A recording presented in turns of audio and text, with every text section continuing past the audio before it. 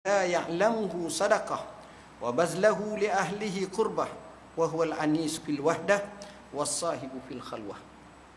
Muaz ni sahabat Nabi, mati muda, 30 tahun lebih umur. Dia tak tua sangatlah mati. Dan dia ni ibarat dia bukanlah mati tak tua lah, muda juga. Muaz bin Jabal ni, dia ni sahabat Nabi yang beza umurnya jauh. Rasulullah sallallahu alaihi wasallam wafat, umur dia sekitar 30-an.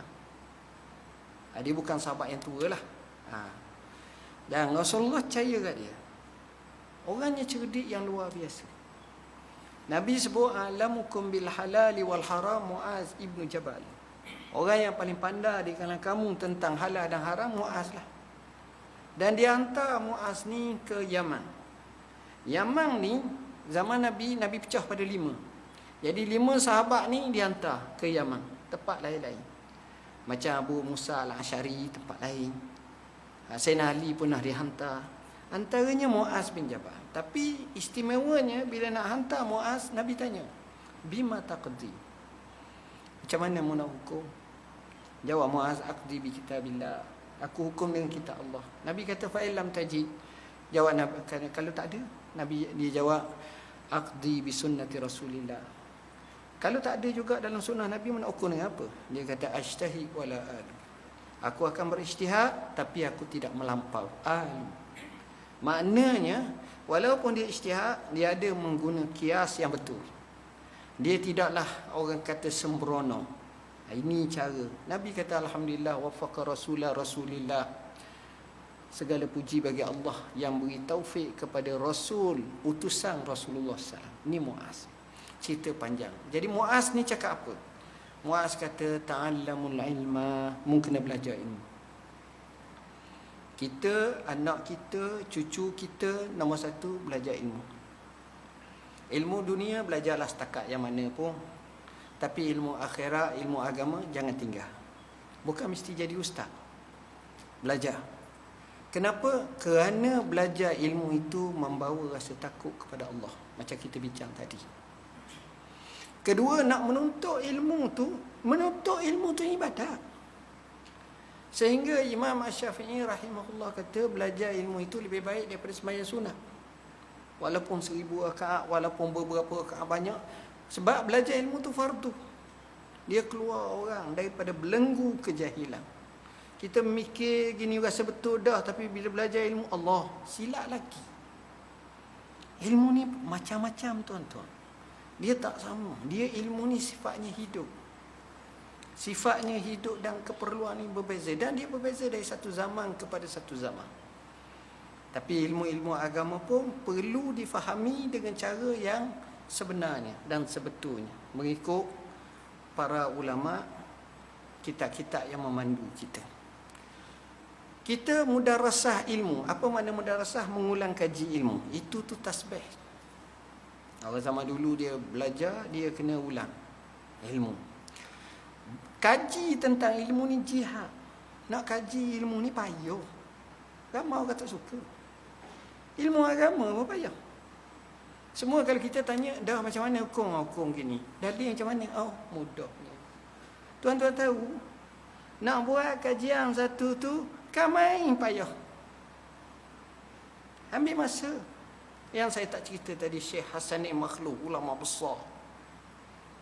Orang mari ke abah dia, tanya abah dia. Abah dia kata, wahai Hasanin, kau jawab. Dia kata, ya abah tu guru besar.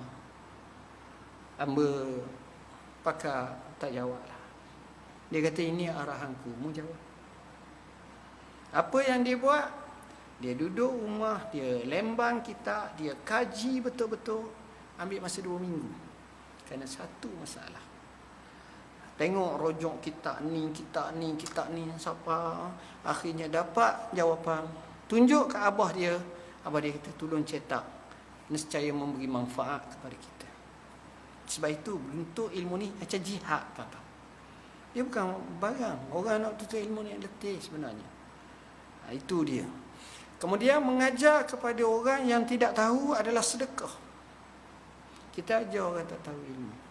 Dan ilmu ni bila kita ajar tak luak pun daripada kita, makin banyak pun. Begitu juga kita menghamburkan ilmu ataupun menyebarkan ilmu kepada ahlinya adalah dekat kepada Allah. Ilmu ni masa kita seorang, dia menjadi penenang, penyejuk, kata orang rakang kepada kita. Orang ada ilmu ni lain. Dan ketika kita tak ada orang, dia menjadi sahabat kita. Ada ulama besar zaman dulu dinisbahkan kepada Abdullah ibn Al-Mubarak. Bagaimana Abdullah bin Al-Mubarak, dia selalu baca. Allah jadi Ibn Al-Mubarak ni dia digelar sebagai Amirul Mukminin fil hadis. Abdullah bin Al-Mubarak ni tuan-tuan, jarang orang ada macam ni. Siapa yang ada macam ni, itulah orang yang luar biasa. Abdullah bin Al-Mubarak nombor satu, dia kaya. Kaya yang amat, peniaga. Orang nak pergi Mekah, dia duduk jauh. Dia bukan duduk Madinah, Mekah. Dia duduk dekat dengan Mawara An-Nahar, dekat Khurasan, dekat Iraq, jauh atas. Dia kata boleh, jumlahnya, bahagiannya, bayarannya banyak ni. Siapa nak pergi? Tapi aku nak pegang duit dan aku nak jadi kepala. Orang sukalah. 5,000 dirham ke 4,000 dirham. Berhenti setepak, makan jamu sedap. Berhenti setepak, makan. Gitulah. Sampai Mekah, balik Mekah. Sampai Madinah, balik mula. Bila balik, dia panggil semua. Dia kata, hakmu bagi kat aku semua sekali tu, jumlahnya biang-biang, betul-betul. Ni risik hak makan, hak minum berapa, kambing 4 ekor, 10 ekor, kat ni gini. Jumlahnya lebih. Lebih daripada apa yang dia minta. Apa yang dia buat. Abdullah bin Al-Mubarak kata, hakmu bagi kat aku ni, aku pulang balik kamu semua. Dah lah makan lebih. Bayar tu mana macam nak bayar? Free.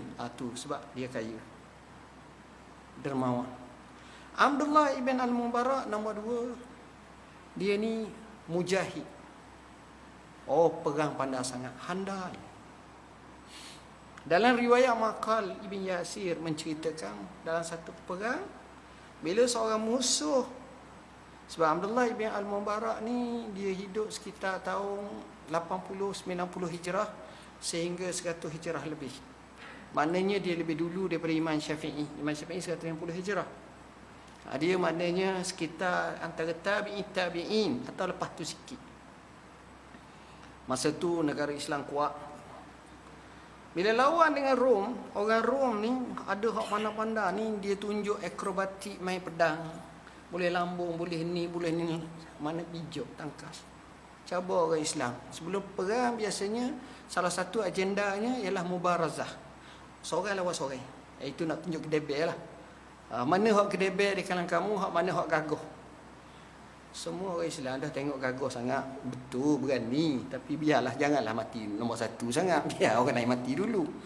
Cabar 2-3 kali, orang Islam tak pergi. Akhirnya seorang lelaki yang tutup. Dia tutup pelitup muka dulu, bukan kerana coronavirus. Tak ada. Dia tutup perang tu. Dia tak nak orang kenal. Dia pergi tutup, dia pergi lawang. Lawang ni, bila orang Islam tak kenal ni, lawang sekejap je. Dia pandai tuju. Kena ke buah mati. Apalagi orang Islam bertempik. Allah. Bila orang Islam bertempik ni, dia pun terus pergi. Dia tak buka muka. Orang nak cari dia sehingga di belakang batu jauh, baru dia buka. Maka sahabat ini terkejut. Rakan ini terkejut. Ya, wahai imam, rupa-rupanya, kenapa kamu tak buka muka kamu awal-awal? Dia kata, aku berperang ni bukan kerana manusia. Aku berperang ni kerana Allah. Tu maknanya dia hebat. Dia hantar surat kepada Fudail bin Iyad. Suratnya yang masyhur, Fudail bin Iyad ni duduk Madinah, kaki badak, nangis je untuk membayar. Baguslah. Akhirnya baik. Dia hantar surat, dia kata kepada Fudail bin Iyad, sebab dia tengok manusia terpengaruh dengan cara Fudail bin Iyad ni sehingga tinggal jihad. Dia jawab, ya abidal haramaini law absartana la alimta annaka fil ibadati tal'abu. Wahai orang yang beribadat di 2 tanah haram, kalau kamu tengok kami, kamu akan tahu bahawa kamu dalam ibadat kamu bermain-main je. Tak kala pipi-pipi kamu dibasahi, digenang dengan air mata, sedangkan leher-leher kami bergelumang dengan darah. Tak kala kamu diwangikan dengan minyak-minyak wangi pada baju kamu, tapi wangian kami adalah debu-debu ketika di medan perang. Dengar surat tu menangis, tuan-tuan. Akhirnya terus sama menyertai jihad fi sabilillah. Ni orang yang hebat. Jadi itu yang kedua. Dan yang ketiga, Abdullah bin Mubarak ni orang alim sangat. Dalam satu catatan sejarah bab hafazan, dia pernah dengar sahaja, dia ingat. Dan dia karang banyak buku, antaranya kitab Zuhd wa Raqaiq, kitab Zuhud dan juga Raqaiq. Orang alim yang hebat. Jadi jarang manusia dia dapat 3 ni. Dapat 2 pemujur, dapat 1 pemujur. Tapi Abdullah bin Mubarak dia dapat 3. Kuat mengaji. Orang datang, dia jadi gelisah. Orang tanya, macam kami ni mengganggu kamu. Kata dia, dia. Sebelum kamu datang, kami sedang bersama para sahabat. Apa makna? Dia baca kitab-kitab sejarah sahabat, Ghazawatul Rasul dan seumpamanya. Tapi bila mu datang, aku terpaksa ilmu. Itu nak gambarkan kepada kita bahawa mereka ni, walaupun dalam khalwah, ataupun khalwah ni bukan maknanya gewe dengan perempuan. Khalwah ni maknanya seorang-seorang. Tapi dia rasa tenang. Orang-orang macam ni dia luar biasa, tuan-tuan. Dia jadikan khalwah itu, dia tafakur, dia fikir, dia boleh membina, muhasabah diri dan jadi dia lebih baik lagi. Tuan-tuan dan puan-puan yang dirahmati Allah, Ka'ab rahimahullah, Ka'ab pernah berkata, Auhallah ila Musa alaihi salam.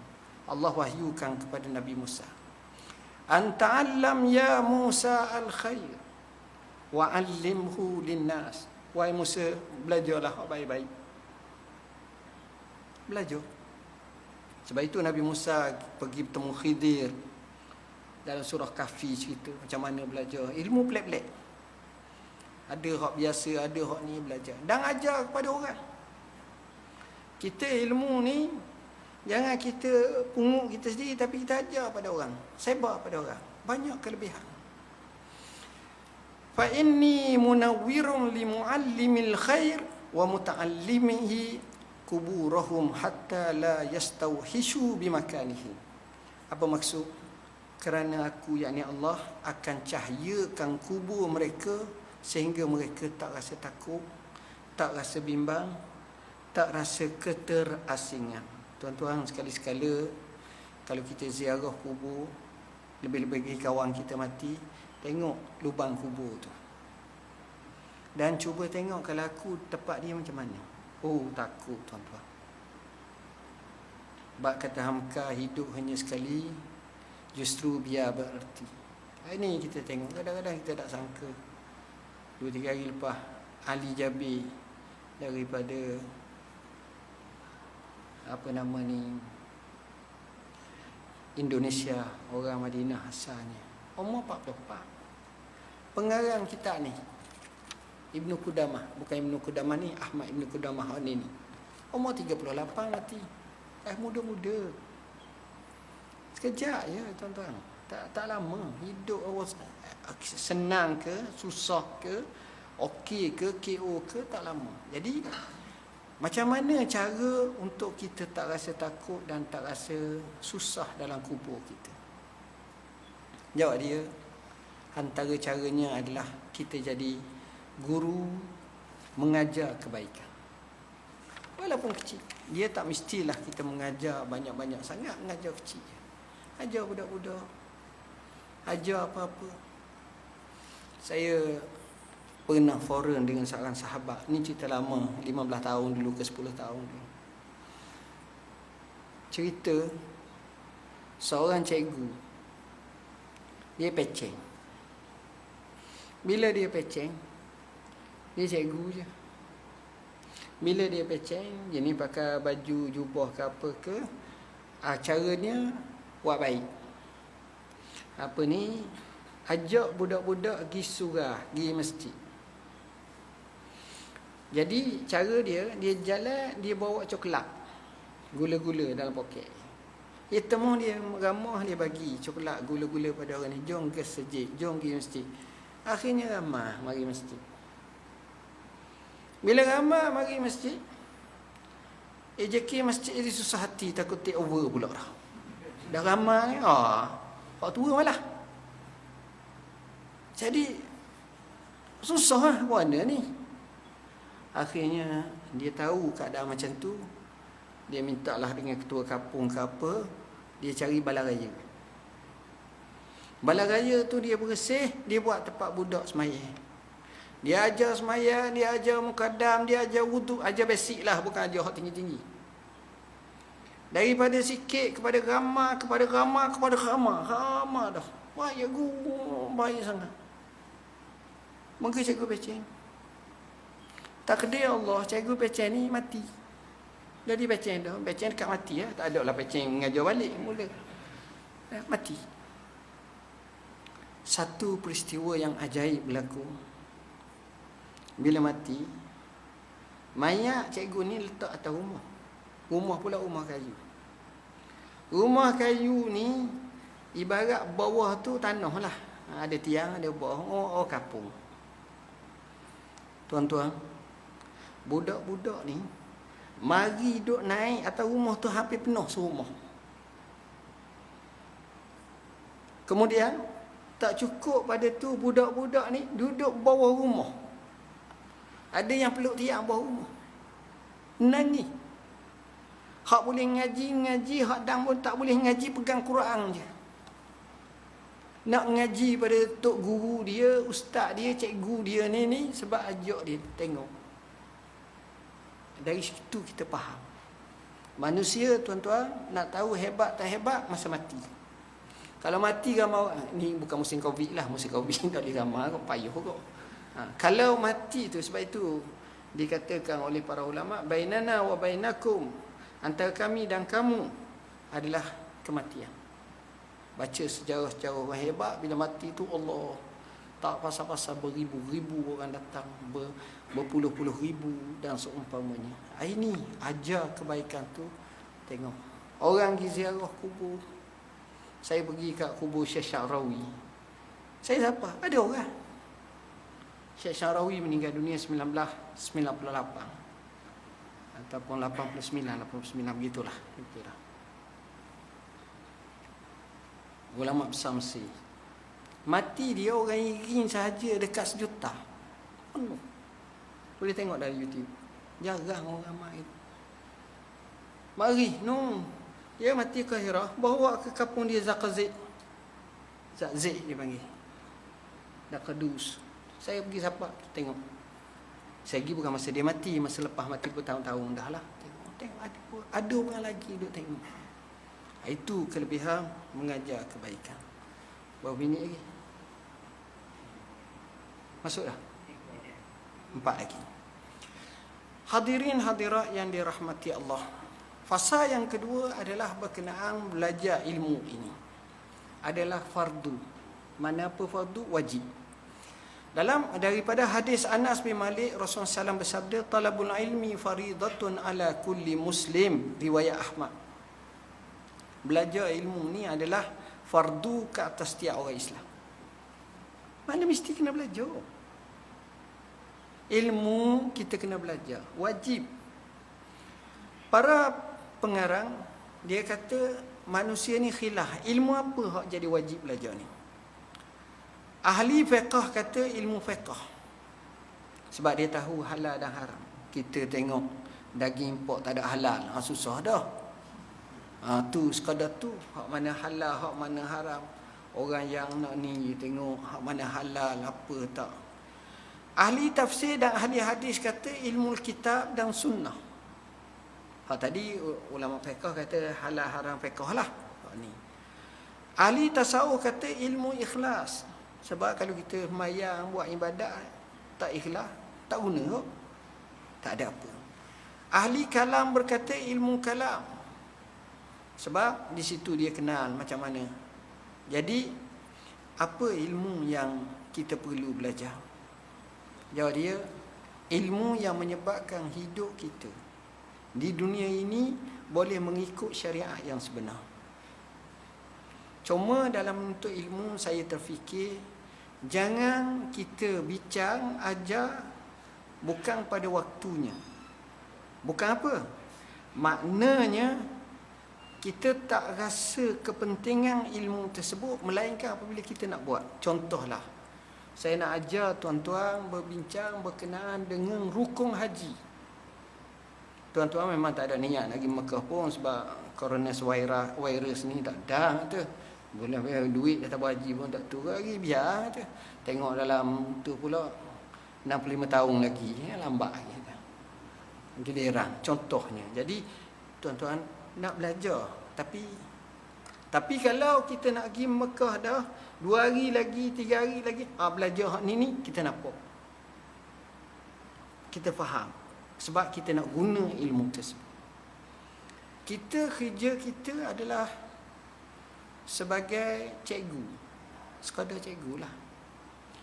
Tapi bila kita nak pergi niaga, kita belajar ilmu perniagaan.